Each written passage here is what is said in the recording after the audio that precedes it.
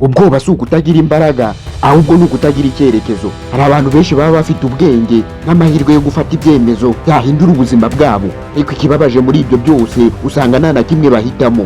Ibyo byose bibera mu rujijo no kwihugiraho ndetse no gutegereza ibidasobanutse. Muri iki kiganiro tugiye kurebera hamwe impamvu z'imamo zituma abantu badashobora gufata imyanzuro ikwiye. Muri iki kiganiro ngiye kubereka uburyo bwo kurenga ibi bibazo ukoresheje ubushishozi buhanitse. Icya mbere kibitera byose ni ugutinya guhomba ndetse n'ubwoba bwo gutinya guhagarara ku cyemezo.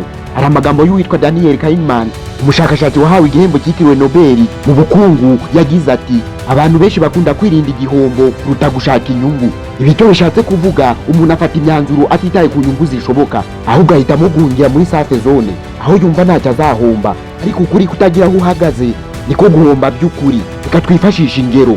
Umuntu ashobora kubona amahirwe yo gutangira umushinga muto afite ibihumbi 100, ariko akavuga ati nindamuka mpombyeze. Ndetse nk'aho ibyo bidahagije akarenzaho n'indirimbo z'ubwoba nk'urugero nk'isi nisakaye n'izindi nk'izo zituma umuntu yiburira icyizere. Ibyo nibyo bigaragaza imyumvire iyo wanga gushyira ibintu ku murongo ngo bifate icyerekezo. Isubizo cy'ibyo byose ntugatinye gushora ngo utazahomba, kuko gutsindwa niyo soko y'ubwenge. Thomas Edison yagize ati nigeze tsindwa gusa nabonye uburyo ibihumbi 10 budakora. Cya kabiri kibitera byose ni ugukorwa n'amarangamutima wo gukora igenzura. Abantu benshi bafata imyanzuro bashingiye ku buryo bameze muri icyo gihe, aho kuyifata bashingiye ku byo bazi.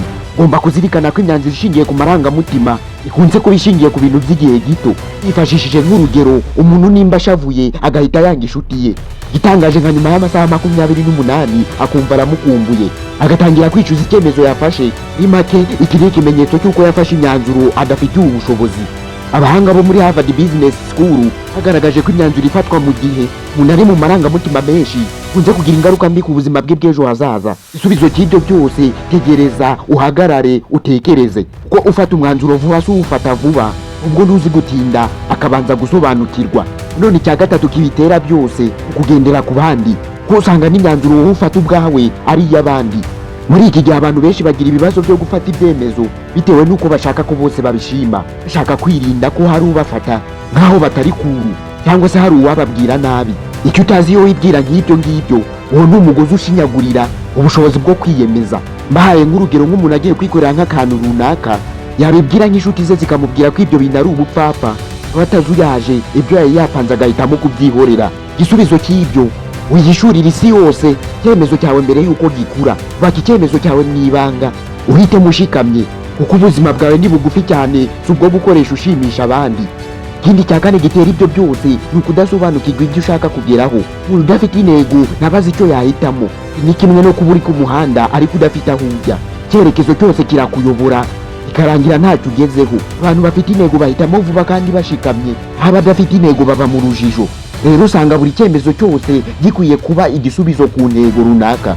Ibi nibyo bita ibisubizo by'imyanzuro n'indangagaciro. Ikindi kandi ukwiriye gukora, andika intego zawe zibe imbonerahamwe ya buri mwanzuro ugiye gufata. Noneho ujya wibaza uti ese ibinkoze bizafasha kugera ku ntego zanjye mu mezi 6?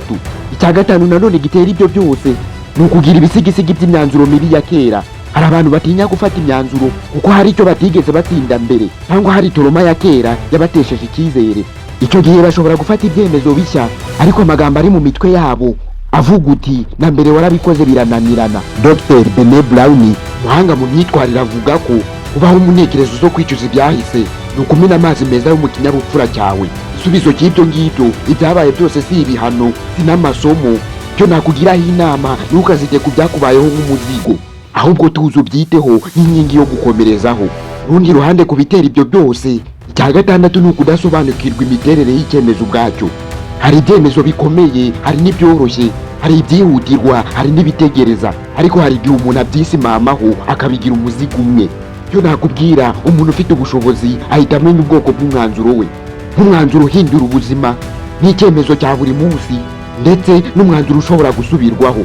Ubuhanga buri muri ibi, vuga uti ntabwo ushobora guhangayikira ibintu bishobora guhinduka ejo. Fata umwanzuro ugendeye ku ntego zawe, pana amarangamutima, ndetse gerageza kubaha ubuzima bwawe uko bumeze uyu munsi, ari nako wubaha icyerekezo cyawe cy'ejo hazaza. Gira amahitamo yo kubaho nk'umuntu uhitamo, aho kuba wa muntu uhora ahugiye mu bihishe. Fata umwanzuro ubereye ubwenge bwawe, apana amarangamutima yawe. Icyo gihe ubuzima bwawe buzagendera ku mahitamo yawe, apana ku ndirimbo ya rubanda. fata umwanzuro nk'umwami wigenga uza ahajya ndetse uzi n'impamvu ahamye icyemezo cye. Nuko ahorana ibisubizo byose, ahubwo nuko azi ko afite icyizere ko aziga akazikosora kandi akagera iyo ajya. Reka ngire icyo nkwibariza, wowe se ni hehe uherukira gutinya gufata ibyemezo? Niba hari igitekerezo gishyire muri komenti.